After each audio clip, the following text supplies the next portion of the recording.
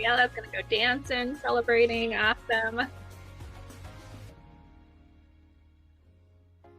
Thanks to our panelists for being here.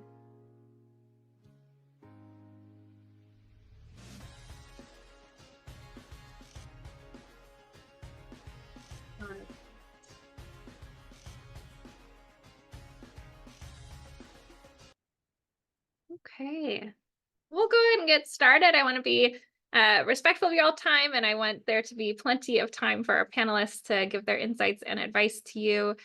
Before we do that, I am going to quickly go over the homework that was due today. I met with Division of Career Pathways this morning, and they said that they can extend the due date for your big interview assignments until the end of the week, and so that they'll pass those along to get reviewed. By the end of the week, they'll start on the ones that have already joined in or have submitted. But I wanted to walk you through. I know some people had some struggles going in. So you just have to go to uci.biginterview.com. You'll log in with your UCI email address, or you have to create an account first. But make sure you create the account with your UCI email address.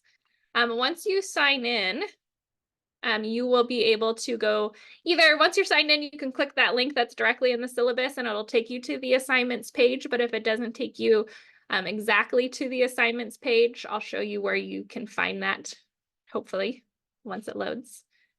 Maybe.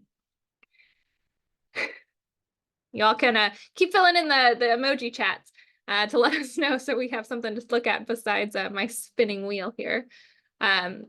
Here we go. So if you go into interviews, there is interview assignments, and then you'll put in the code right here. And the code's in the syllabus and in the emails that I sent out. And it'll tell you that there's going to be a 3-minute timer per each question. You go when you're ready, and then you'll see that there's only 2 questions that you have to answer. And there'll be someone who asks you your question. They'll count down. You have up to 3 minutes to give your response. And then it'll go to the second question. Once those are recorded, you'll hit submit, and then staff from Division of Career Pathways will provide feedback for you. Okay, so for those of you, I think there was 7 or 8 of you that got it in already by today, so thanks for doing that. For those who didn't get a chance, if you can get it in by the end of the week, then you'll have staff be able to give you some feedback. Any questions on that before we get started? Okay, great. So this is our last Zoom session of the Career Transition Series. So thanks for sticking in there with us. Our 5th session next week, we're going to, or not next week, our next meeting, which will be June 4th, we'll transition to our in-person networking mixer with our some local professionals around Orange County and LA. So I'm super excited about that. I'll send out more information, and I'm adding more info into the syllabus for you. But today, we have a great panel on thriving in your new role. So what happens? You get the job. What does that transition look like? What are some lessons learned or some advice, some strategies from people who have made that transition or help folks make that transition? And so we have some awesome panelists here to share that with you. I shared their LinkedIns and some information with them in your email beforehand, so hopefully you got a chance to check them out. But what we'll do first is maybe just each of panelists, if you want to give a quick 1-minute overview of yourself and maybe where you're at or a recent transition that you went through, that can get us started, and then we'll dive into some questions. Please feel free also to use the chat to ask questions. We'll try to make it flow more like conversation instead of just question, answer, question, answer. So feel free to be participatory in the chat or tag the panelists in a chat question, and they can check that out as well as we're going through. All right, Damien, you're in my top corner, so do you want to go ahead and start us off? Sure. Thank you so very much, Lauren, for inviting me, and thank you everyone for attending. And thank you for taking a genuine interest in your own career development. I say that very earnestly because you'll be surprised in how many people don't take that into consideration in the workforce. And I see this from employers all the time. So thank you.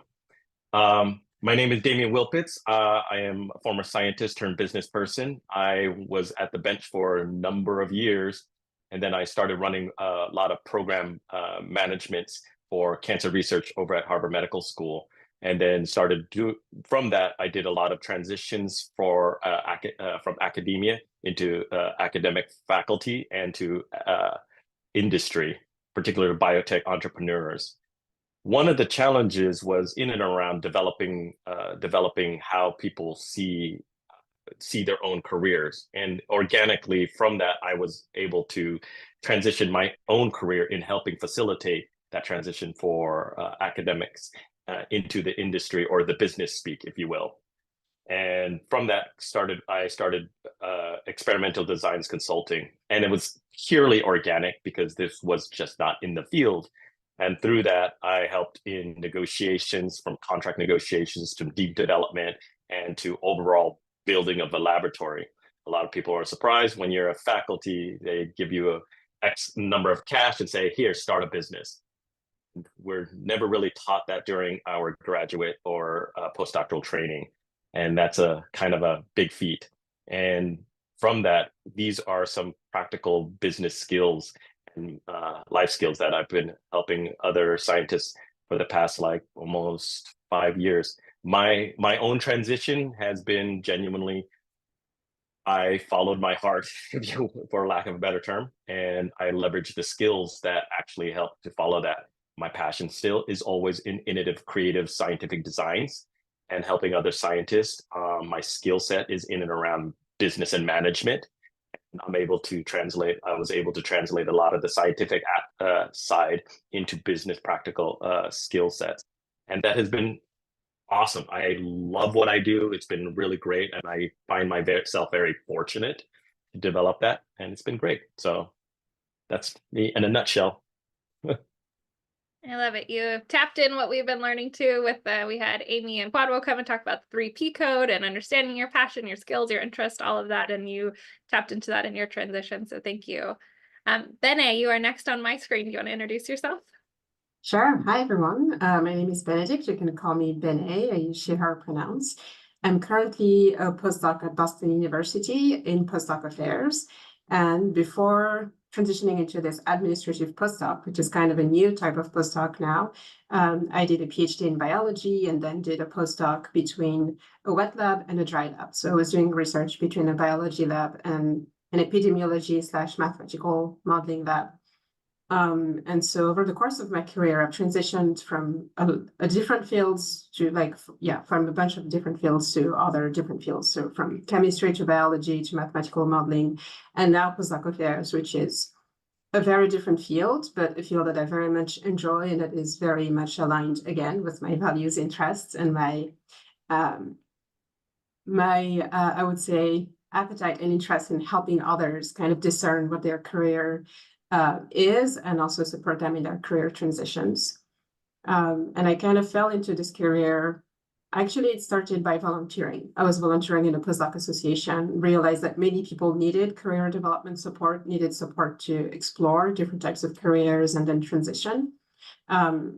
Started networking with people in grad affairs, postdoc affairs, and realized that actually it could be a job by itself. And so that's how I decided to look for opportunities and transitioned. And I also transitioned into a permanent position, again, in grad affairs to help more master's and PhD students navigate grad school successfully and then transition into careers aligned with what they're looking for. Béné forging her own path. I love it. Joanne, you want to introduce yourself? Sure. Hello, everyone. It's been a while being back at GPS STEM events. So I'm currently a lead reviewer for stereotaxic and navigational systems at the Food and Drug Administration. I essentially look at files and medical devices and their requests to be able to bring those into market. I evaluate, are they safe? Are they effective? And can people use it? And can we leverage new technologies that come from academia and bring it out into the field? So that's a bit of what I'm doing now. But where I came from, I had actually pursued my PhD because I wanted to look at where innovation comes from. I noticed there was a lack of technology for mental health devices, for medical devices. And I wanted to see, where do these new ideas come from and how do they get started? And that was sort of my guiding light when I did end up pursuing my PhD, completed that in 2022 for biomedical engineering, had pursued for about a year a spin out of my PhD thesis to bring that to market, as well as straddling GPS STEM's program director role. And I had found a deeply rooted love in I want to help others, whether that was to bring goodness in their life in terms of health, or goodness in their life of figuring out who they want to be when they grow up, when they're ready to move on from their PhDs, their postdocs, their masters. And so there's a lot of joy that comes into that. And my step towards FDA was to continue to fulfill that type of role of being a public servant and being able to help bring change to health and wellness to everyone. So that's sort of a bit of everything. A little couple more tidbits is that if you are interested, since this is more career focused, I was able to do an internship during my PhD. I had a second offer, but that ended up getting canceled. So almost like a 1.5 for various reasons, which I can take a deeper dive into, but wanted to offer that as another point of interest because of the topic. Wonderful. Thank you, Joanne. I know a lot of people ask that. Is it possible to do an internship in a PhD program? And the answer is yes. Yeah. Thank you so much. All right. Last but not least, Phong. Thanks, Lauren. Thanks, panelists and old friends here and new friends, new faces. Some of you we've met before. I work as one of two grad counselors embedded within grad division. I work mostly with grad students, but also postdocs around this umbrella of academic progress, research progress, through the maintenance or development of work-life balance, communication development, and also stress management. So I'm probably one of the few, if not the only non-bench scientist in this group. So I bring maybe a little bit different perspective, although I really think that the wellness work you're doing, Joanne, is super cool. But that's sort of where I exist, if you will, within academia. My training is as a clinical psychologist. I stepped into an academic counselor's role. And when we're talking about transitions, relatively recently, a couple of years ago, I became the director of wellness and inclusion, also within grad division. So with any new role, there's more responsibilities, there's more conflict, there's more stress. So whatever field we're in and whatever setting, I think underlying that is always the need for wellness and mentorship and communication skills development. So that's kind of the area I try to work in. So. Awesome. We love that you are here at UCI, Phong. Thank you. All right. So I'm going to go to some starter questions for us. And again, folks, let me know if you have other questions specifically that you want to ask the panelists. You can use the chat for that. But maybe Joanne and Béné, maybe you're most recent to the transition. And so maybe you two can answer these questions, and I'll kind of do two in one. So answer which parts you want. But what most surprised you about the transition into the roles that you're in, or the recent transitions you've had, upcoming transitions that you're going to have? And the second part of that question is, did your graduate program prepare you for the demands of your current job, or not prepare you? And what aspects can you kind of talk to about that? And so either Béné or Joanne, if you want to start. Yeah, I can go first, because I was actually very positively surprised because I transitioned from doing research in a lab setting where my time was not my own, right? My time was my parasites, basically. And so it was their life cycle were determining whether I would work late, or whether I would have to work on weekends, and so on. And so transitioning into kind of a 9-to-5 environment was a very interesting transition, a very good one for my own wellness, but also kind of a challenging one, because it's like, what do I do with all this free time? And it doesn't mean that we don't also have times where we need to work extra hours, right? At some point with my current PI, we decided to work on a grant proposal. And so we had to put a lot of time into this because we discovered the whole call for proposals a month before the due date. And so, so there are times like that where we have to put a lot more time and energy into our projects. But in general, my work-life balance has been so much better. And it's one of the reasons why I do not regret the transition at all. So that was probably the thing that surprised me the most. And it was very encouraging to rediscover what it's like to own your time, what it's like to decide how you want to spend your time. Because I honestly had not given a lot of thoughts to it when I was a PhD student and then a postdoc. I assumed that because everyone around me was overworking, I should overwork, and that would be a good, mark for productivity. And having to do this transition into a more role where things are very defined, where I'm not expected to send emails late in the evening, for example, kind of helped me rethink my relationship to work. Helped me and encouraged me actually to ask questions. What am I expecting to do? What am I expected to do? How much time am I actually expected to spend at work every day? What are expectations around weekends? And if my priorities in my life outside of work change, how does that impact the time I spend at work? So I encourage you to think about all these questions, and I encourage you to also ask a lot of questions, not do like me, where I assumed that because others were doing something, this was the norm and this is what I had to do. I encourage you to really be clear and ask very clear questions about expectations, about, the time needed to answer emails, for example, or how much time should be spent at work, outside of work, so that you take care of yourself and you make the most of the transition. And it's a good way to also establish new habits as well, right? The new job is a good opportunity to come up with a good rhythm. So yeah, I'll end my soapbox there. I think that's wonderful. In fact, you hit on a lot of, that was one of the things that I felt very seen when you said, oh my goodness, I have my own time. I have my own choices. And I'm learning that I can say, hey, what are your expectations? Here are mine. Can we meet somewhere? And that was like, I'm still learning how to do that right now. So thank you for capturing that. To sort of address both questions at the same time, one of which what surprised me most, and also did my PhD program prepare me, because they're kind of one in one. I was very surprised at how much can transfer. I really struggled with imagining what my PhD meant for me, because it was so atypical of the path that I traditionally thought it was. So I had, a startup company that came out of it. I was doing commercialization. I was looking at what does the market care about my product, as opposed to what does the innovation look like and how does that look like.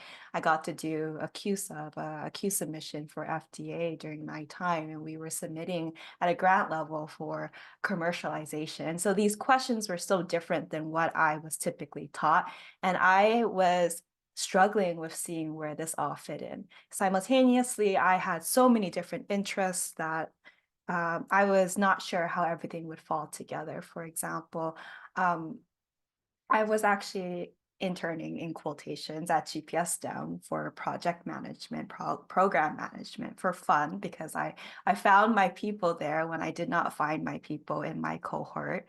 I was also networking and volunteering in the local community for medical devices. I also was doing some art projects on the side, and some of that art projects, the video editing and the music editing, audio editing, became podcast editing for GPS STEM. And so there were so many things that I was doing that I had no way of putting together what that might actually look like. And it came as a pleasant surprise to see that everything that you do, you can find a creative way to piece that into what you do in the future, or you may be able to find a different way to use that as a advantage in your application. And so I share this with tongue in cheek, because during my interview for my current position, I was actually asking my now supervisor, why did you pick me? And why are we interviewing today? Not that I advise you necessarily to ask that question, but it was because I had actually applied for a second position and I didn't know which one it was that I was interviewing for. So she had actually responded back and said it was your transferable skills that you are able to take and move from everything that you've done, whatever your PhD looked like, whatever you did out in the community, and be able to move that in. And I believed it when I heard it. And then when I actually am doing it now, I see that more clearly, how you're looking at a lot of documents, you're digesting a lot of information, and you're also trying to develop SOPs and documentations, and then communicating it to a stakeholder. So that was sort of a roundabout way of sharing that I had sort of a abnormal, from my perspective, PhD, and that transferred beautifully into what I do on a day-to-day basis now at FDA. And in the grand scheme of things, when I think back as to why I pursued my PhD in the first place, it was to work on medical devices. It was to create help and to create resources for others. And so that has fully aligned in some magical, wonderful way. So that would be my response to that. Yeah, thank you both. I really appreciate both the insights and the lessons learned, the struggles you had during the PhD and the transition, but also the beauty in that as well. And I might ask a follow-up question. Anyone could answer this. But both of you kind of had this feeling of during your program not feeling like your time was your own, and then that kind of difficulty in realizing like I have like boundaries and there's time and I don't have to do this. And thinking back, were there things you could have done in your program to already kind of help with that mindset? Because I know, Béné, you said you had to rethink like how you viewed time and how you view boundaries and structure and stuff. And were there things you could have done in your program now? So these are folks on the call right there in their last 1 to 2 years, maybe before they're transitioning. And so are there things they can be doing now to set themselves up to already be establishing that and feel that? And again, Joanne, Béné, you can answer, or Damien, Phong, if you have insights too, feel free to chime in. Yeah, I'll jump in real quick on that. I think there's this very real ratio in some companies, in some departments, this 80-20 ratio of 80% of the work being done by 20% of the folks, So absolutely time boundaries that Béné was talking about, super important. Protect your weekends, that sort of thing. No emails past 5. But beyond that, I think for me, giving thought to like what career longevity actually means and the foundation of that really is this idea of setting very particular behavioral and mental boundaries. And I'll just share 3 things and then I'll open it up, or we can open it up to everyone else to add. One, I'm going to say, as I've learned during my career, the idea of under-promising in order to over-deliver is super important. The other way around is just going to be like a big stressor, losing sleep, all sorts of things, right? Number 2, most of us are probably already in the role of being a mentor, and that's super important. But equally, if not more important, is our own mental well-being. So I would say 2, work to elevate others, but never carry anyone's weight. And then 3, never lose sleep over anyone who ain't losing sleep over you. So those 3 ideas have really added to this cognitive shift in me that's helped maintain energy and hopefully longevity too. Yeah, those are all amazing tips. I think one that I would add is listen to your body, right? If you feel tired, then really think about where the tiredness is coming from. Is it because you're not getting proper rest? Is it because it's because of stress, or is it because you haven't had coffee? Like really try and have a sense of where the tiredness is coming from, because your body is sending you messages about, how you're actually feeling. And ignoring those in the long run can lead to serious health issues. And then not only that, right? It also impacts your ability to think creatively, to function very well, to not make mistakes. It impacts your ability to interact with others well and be present when you interact with others. So really listen to yourself. And I would say also make sure that you plan time to rest, especially if you have a very busy schedule. Make sure that rest and play also is a priority on your to-do list, that it's actually written on the list and that you'll assign it the same priority as you do to like experiments and other things. Because even stepping away from the lab for, maybe half an hour to go on a walk is going to have a huge impact on your mental health and your overall, wellness.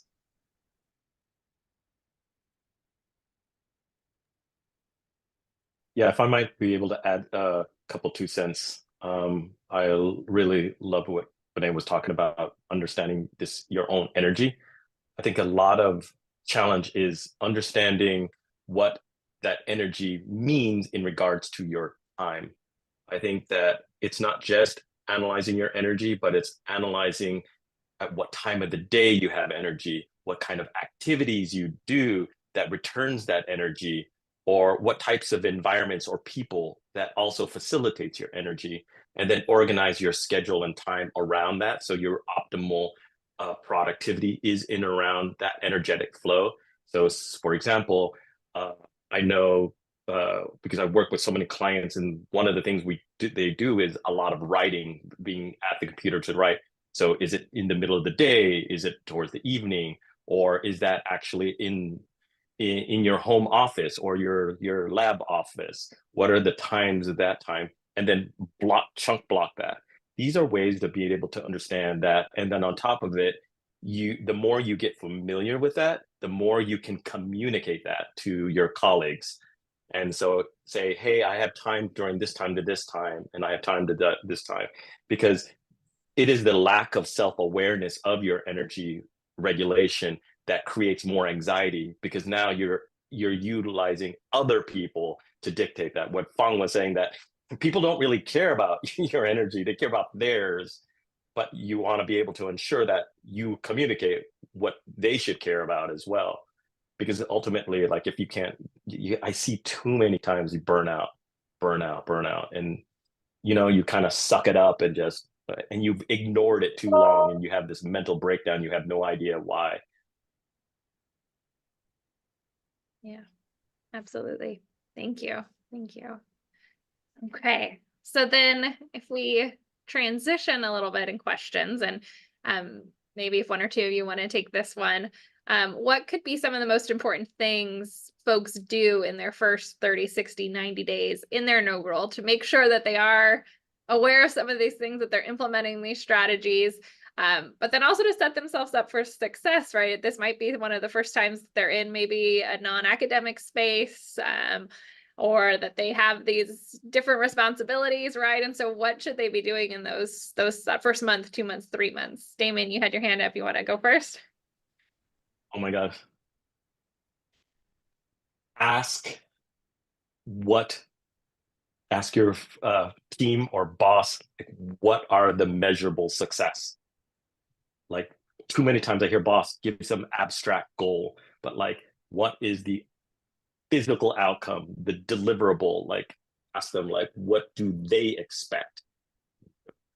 And if they don't know, tease it out and kind of like set that up. Because if you don't, I promise you, what you'll get measured upon isn't necessarily what you thought you were actually you were including in a measure upon.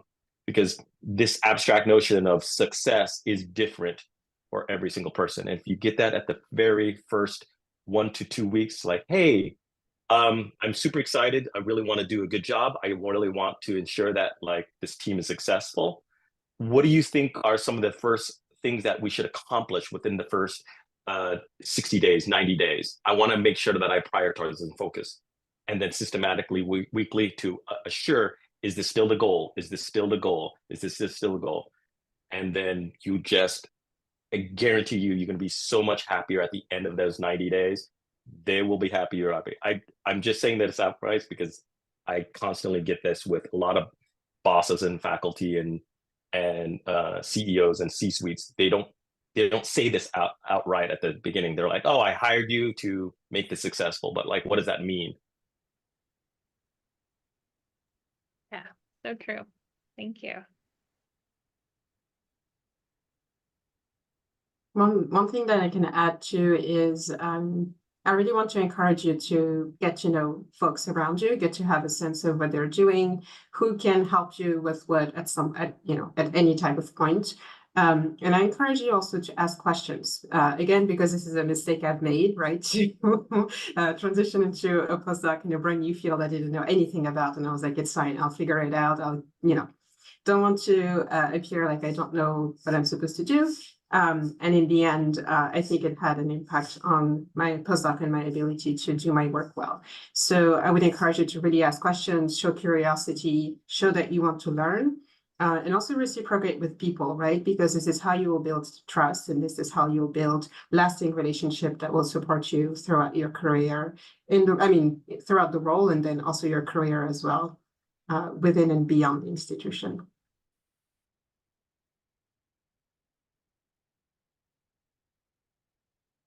I missed what Béné said, but I'm sure it was great.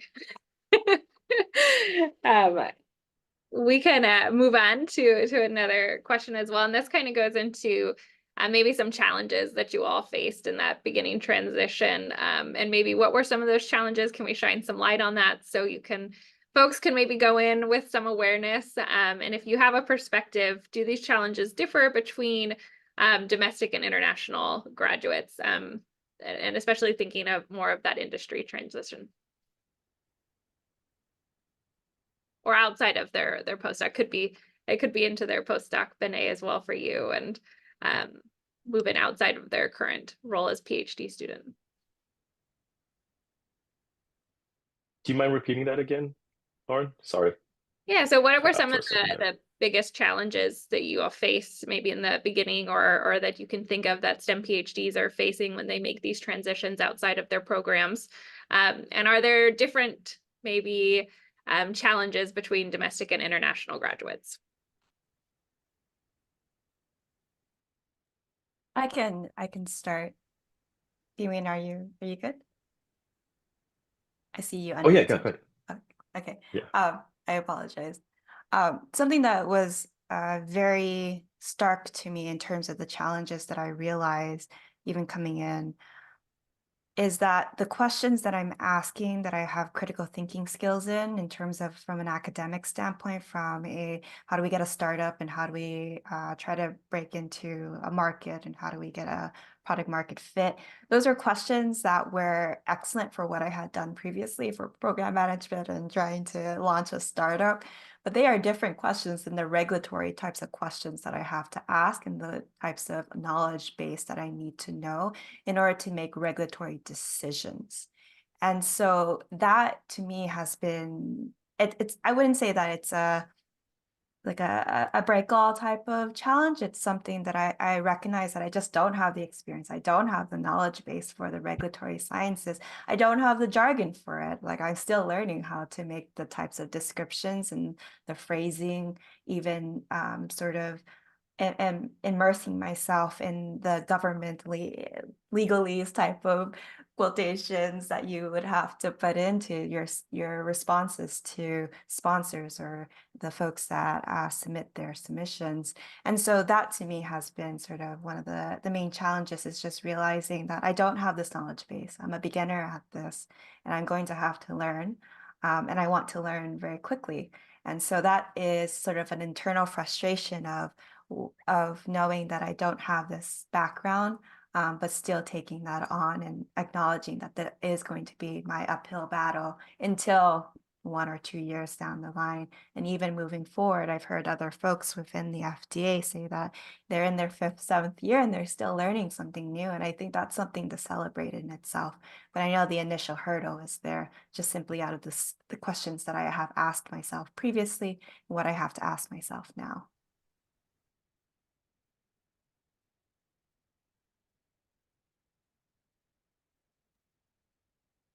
I can add to that real quick also, just in terms of transitioning, like my own challenges. I think academic trauma is very real. 5 or 6 years in grad school will do that to you.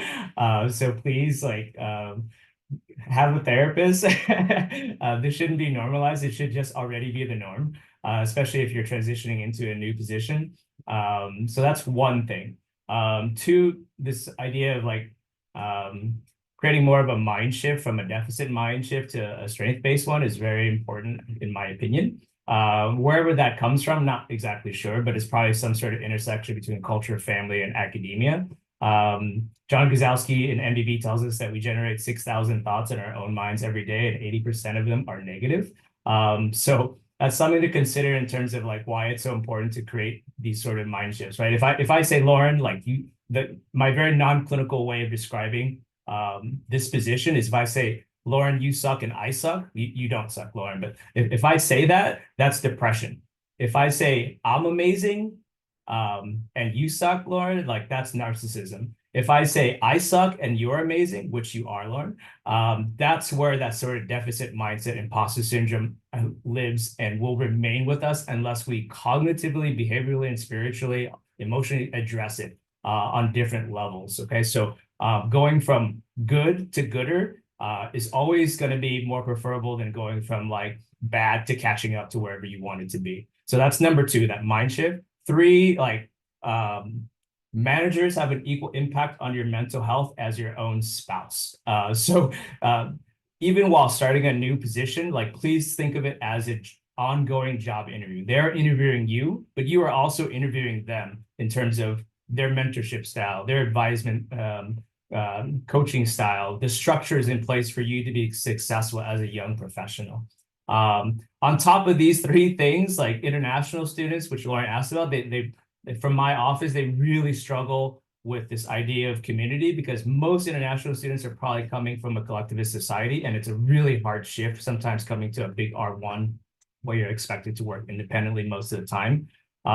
2, uncovering that sort of invisible curriculum in the US academia system. And then also 3, which Lauren mentioned in the chat box, and we can get into later on, but this idea of communicating and asking for what you need. So lots of different layers there, but I'll pause. Do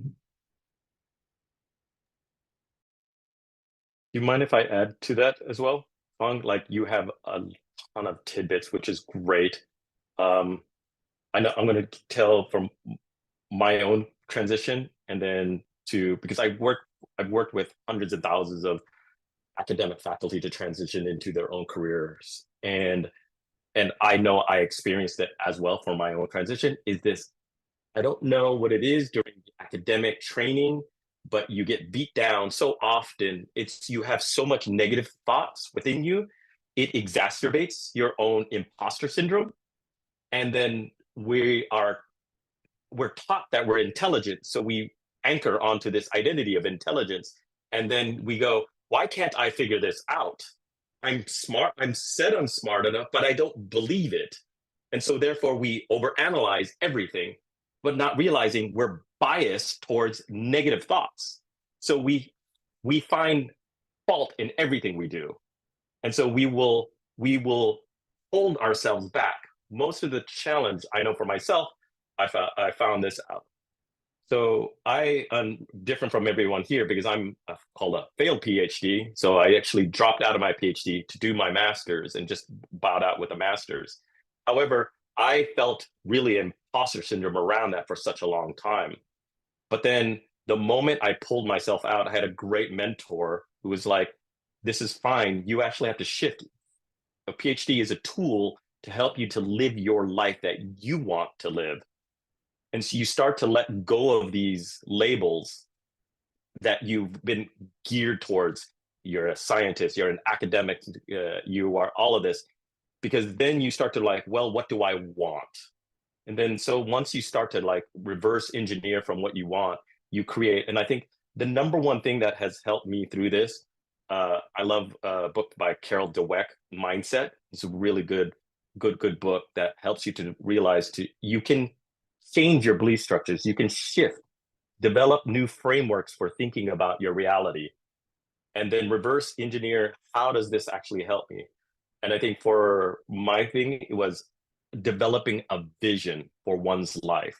And so you may not know exactly where you're going to be in the next 5 to 10 years, but you have an idea of what you like and don't like, and just on a regular, consistent basis, start working and chiseling at. And a vision really helps you to anchor onto some emotional future of a desire. And then this is where the intellect, your intelligence really helps you to kind of like, oh, I can try this, I can do this. But that imposter syndrome, God, it's just really, it's loud. And I've seen people that have more acronyms at the end of their name than in their name feel the insecurities. And I see too many people hold themselves back as a result.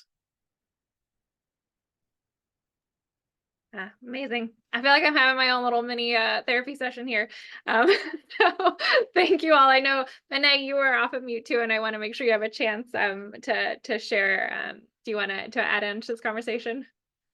No, I think most of the points have been made, but one thing that did help me, in addition to having a great mentor, and in addition to being in a great environment too, is actually writing down the thoughts I had, right? Writing down how am I feeling right now, and so there are different exercises that you can do. Like, for example, if you have a lot of anxiety about maybe giving a talk, for example, sitting in the room and writing down, okay, my anxiety level is at this point, and a few minutes later it's at this point, and having kind of a graph of like, how is my anxiety actually going throughout the time that I'm giving this talk. And writing down the thoughts, which sometimes are called ANTs, automatic negative thoughts, and trying to see how true they are, and if they're true, what would actually happen, like what would be the impact of these thoughts becoming true, and is it actually this bad? And 5 years down the road, if that were to be true, would it still have an impact in your life? And so forcing myself to write those things down, like journaling and being very observant of all the things that are going on in my brain, actually helped me realize that those are weird thoughts going on in my brain, but they're not necessarily real. Like, they don't actually determine who I am, but they have an impact on what I do. So so I do encourage you to see how you can help yourself be more self-aware about imposter thoughts. And over time, you'll see that the impact they have on yourself are actually is going to decrease over time because of the intentional effort you put into analyzing what's going on. And this has been supremely helpful. It has helped me, of course, boost my self-confidence, but it's also helped me make more mistakes and be fine with making mistakes. But this also happened because, again, I was in a supportive environment and I had an amazing mentor. So some things can be done. You can cope as an individual, in a good environment. It's going to be more tricky in a more difficult environment. So don't think, again, that everything is on you to solve this, right? You can only do so much, and the environment in which you are is going to impact you as well. And thank you so much for all the resources you shared in the chat, Phong and Lauren. Yeah. Amazing. Well, that's kind of, oh, go ahead, Phong. I'll say it leads me into asking you your specific question, but you go ahead, take it.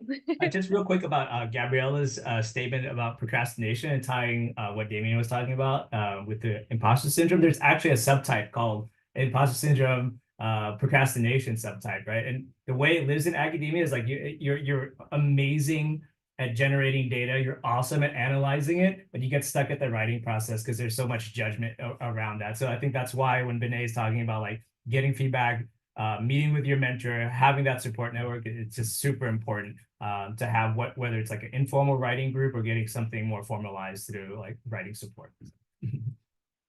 Well, GPS STEM members, hold tight because we're going to have a writing retreat coming up probably next month. So good timing for that as well. But Phong, building off of this conversation, I did have a question I want to ask you about. Are there coping mechanisms that we can have to help navigate some of these emotional aspects of starting a new role? So that stress, the anxiety, the imposter syndrome. Are there things that we can do to help navigate these? Yeah, I think this idea of like having a parallel identity is super important. And if others want to add to this, feel free. But absolutely, you should be proud to identify yourself as a researcher, as a scientist, as an innovator. But in parallel with that, like, please, like, open up, expand also from that point of strength, if you will. Whether you want to add rock climbing, whether you want to be a yoga instructor, whether you identify yourself as a furry pet lover like myself, these sort of things, right? Like multiple layers of who you are in order to continue to develop professionally and personally. I will pause there. There's much more I can add, but feel free to add to that if you would like, panelists. Yeah, can I add a little bit to that? I love this, Phong, because you just said it, the parallel identities. And I think a lot of people don't realize this concept of I have multiple identities in myself. And I take people through an exercise of like wearing a different hat. And so who you are as like a sibling is going to be completely different than who you are as a scientist. And your belief structures come from that identity.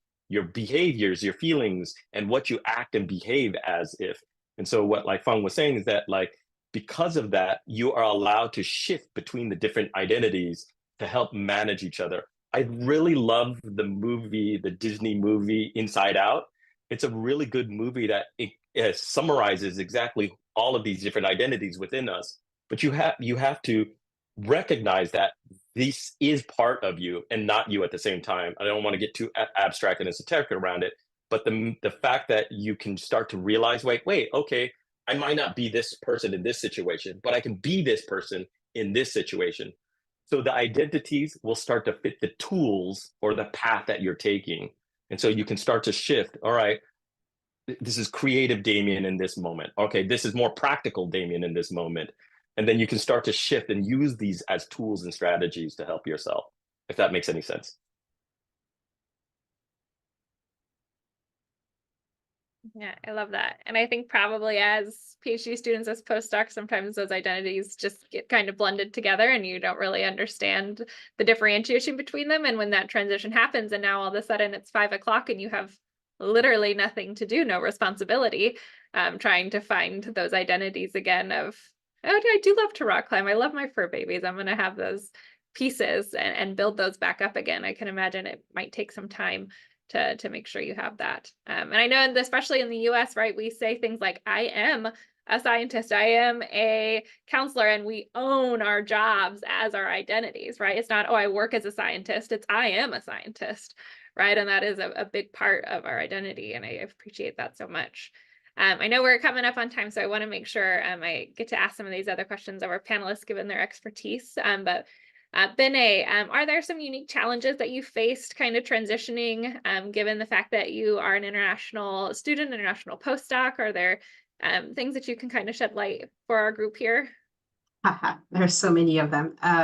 So yesterday when I was preparing, I started writing a list. But anyway, I'm going to try and make it as structured as I can. So first of all, I want to acknowledge that I am from France, so being French is an amazing privilege when you're looking for a visa. Like, you know, depending on the country you're from, this is going to impact you in so many ways.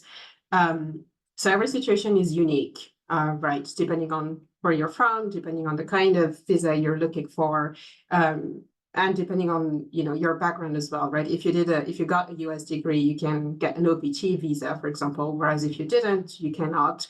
You can look for like a J1 and so on. And so politics as well have a huge impact on visas, and we saw it specifically during the pandemic. Like I had so many international friends who could not go back home for a wide range of reasons, people who couldn't come again for a wide range of reasons. And so there's so much going on that is so much beyond your control. It's going to impact the way you plan your career, right? Initially, I had not planned to stay in the US and find a job, but hey, now I want to stay in the US and find a permanent position. And so I had to think about, how do I want to apply for my green card? When should I apply for my green card? When is it most strategic to think about this? How should I include it in my career plan? How should I talk about it with my boss so that she supports me?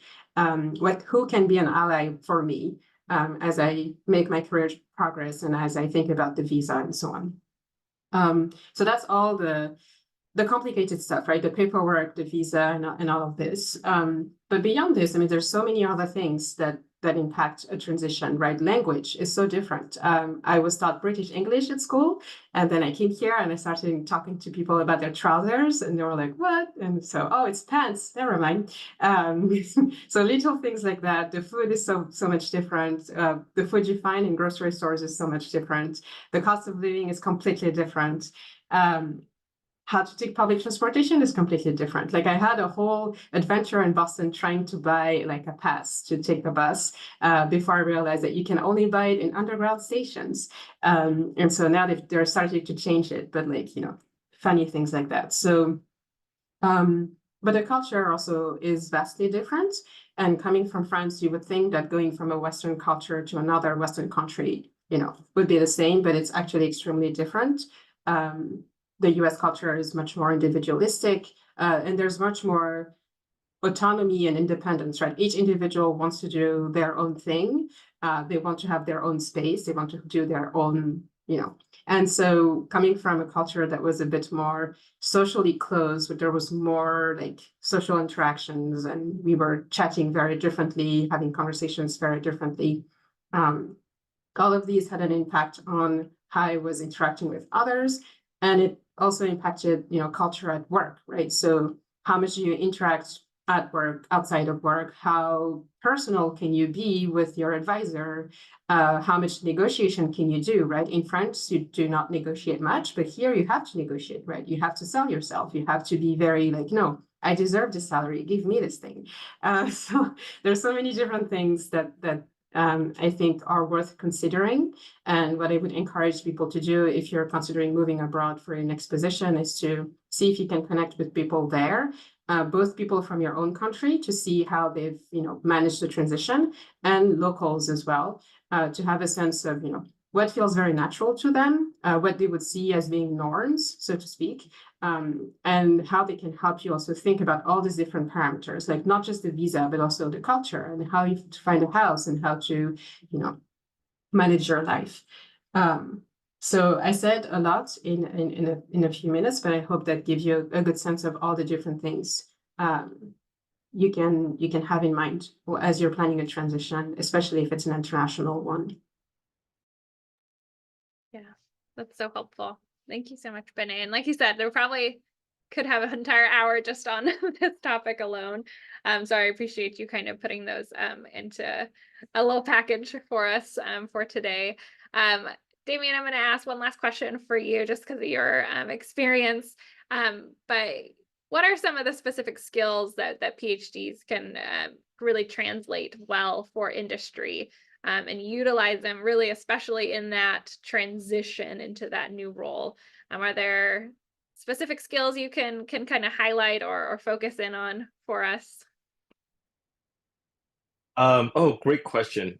So this one part that like a lot of PhD trainees don't realize within the business world is their analytical side, their ability to break down processes and to even do like a pilot experiment and to analyze data.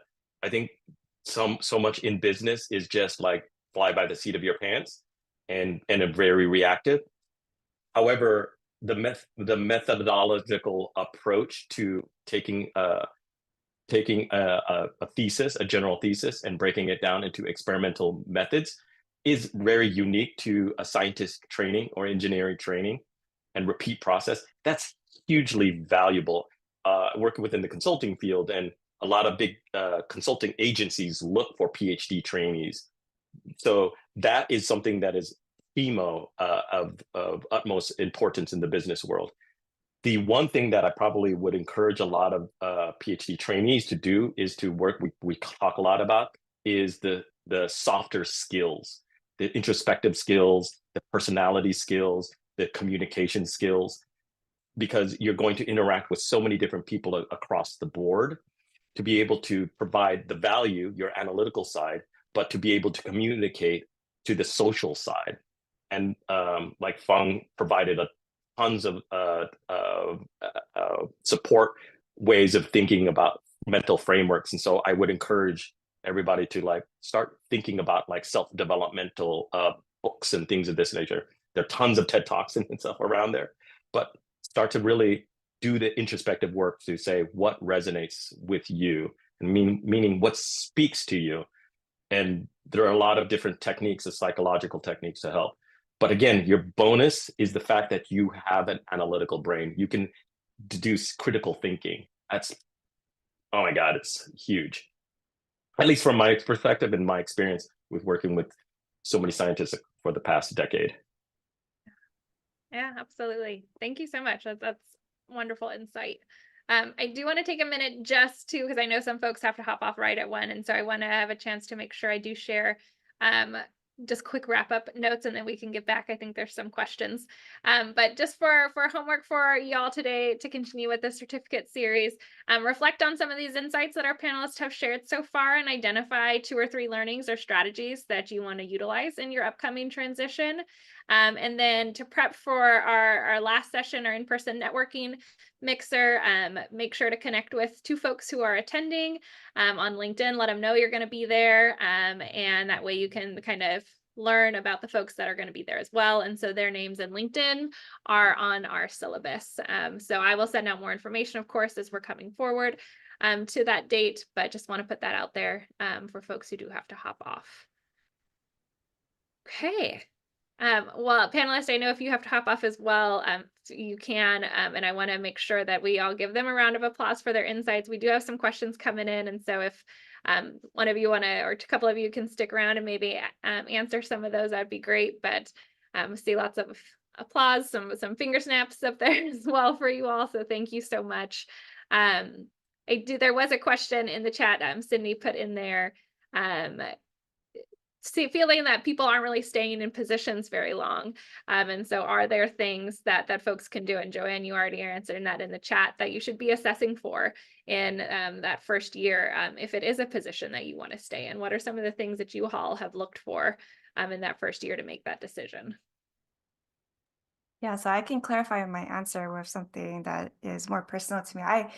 I did not imagine myself in a government role. Like, that was not on my radar. I did not, envision that I'm going to be working for FDA in particular. But what was very surprising was a mixture of the environment that I'm in. There's such a high level of integrity and trust and respect that I was like, oh my goodness, I know why people want to stay. And then there's obviously the financial aspects of, okay, great, I have potentially a pension at the end of the day, right?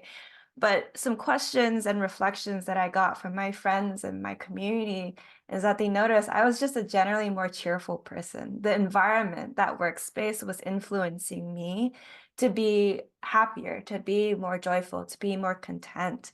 And I think that's a really, important question to reflect on. Is this making you happy? Should I stay longer? Other questions that I wonder, and me going in strategically, I want it to be in medical devices. I want it to be at a forefront of innovation of technology to help with human health and well-being. This really adheres to who I am as a person. And is this a stepping stone then? Where do I want to take this? Where does this fall into sort of the grand scheme of where you're going in life? And do you have to have that all figured out on that first year? Because sometimes you might not be able to have that final conclusion. I can see myself in this role 7 to 8 years down the road, 10 to 20. I could also see myself pivoting in a few years to pursue more of a consultant type of role to help more innovation come in and actually bring those technology into market. And so I would question, do you have to have this answered in your first year? And when you sit in that position where you are now, where you are later, reflect and take time to think, hey, am I doing well? Am I doing okay? And ask your friends and family members, do I seem happier? Do I seem content? Or is it all negative? And do I need to actually remove myself from this environment? So it's a long answer of it depends.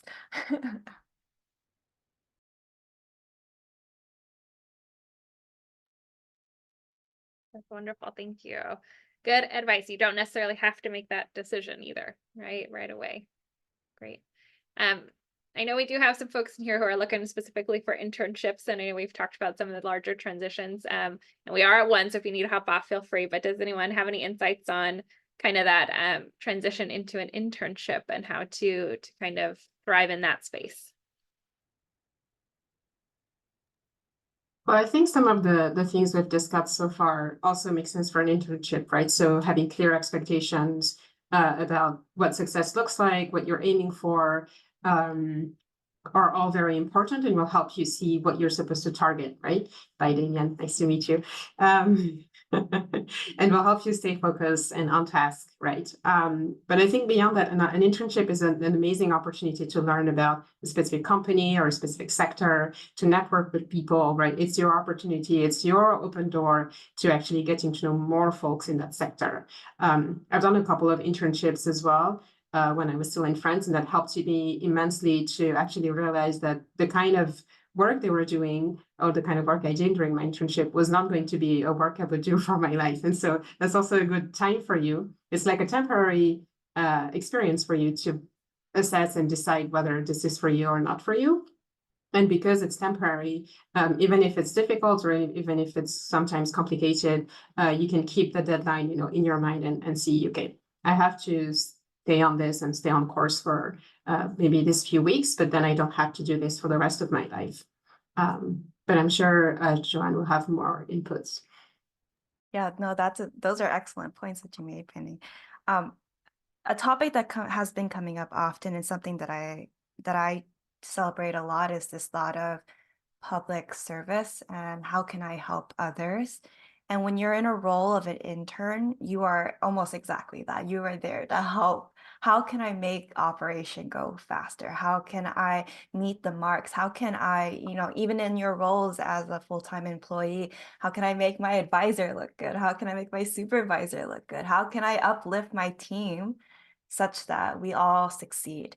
And I think if you're thinking of those questions of what is the end goal that the team is trying to accomplish and how can I get them there either faster, more efficient, or, how can I do this better? How can we reimagine this such that it becomes better for everyone? And I think that is just a natural sense that I have of or not sense, but rather questions that I always ask of how can I help someone else be more excellent? And to me, that has served me.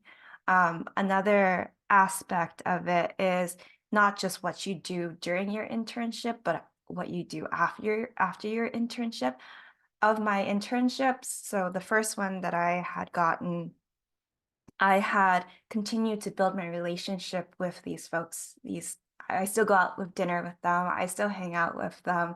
And they are still my friends and they keep me afloat. They told me that the things that I worked on as an intern, that I was building some medical ID cards, they turned that into utilizing it for 15,000 medical ID cards. So now I know what impact I created. Now that has, since historically been put to sleep because of other regulations, but that's a very clear line of your impact to a company as an intern because you've maintained your relationship with them after, and that bleeds into that sense of excellence afterwards where you're able to actually see what impact you created. I would highly recommend that you continue your relationship. You should have already a good relationship then, but then thereafter, you should continue to maintain that pathway of communication, give heads up, take them out for lunch, have coffee, catch up. These are folks who are going to continue to be in your community.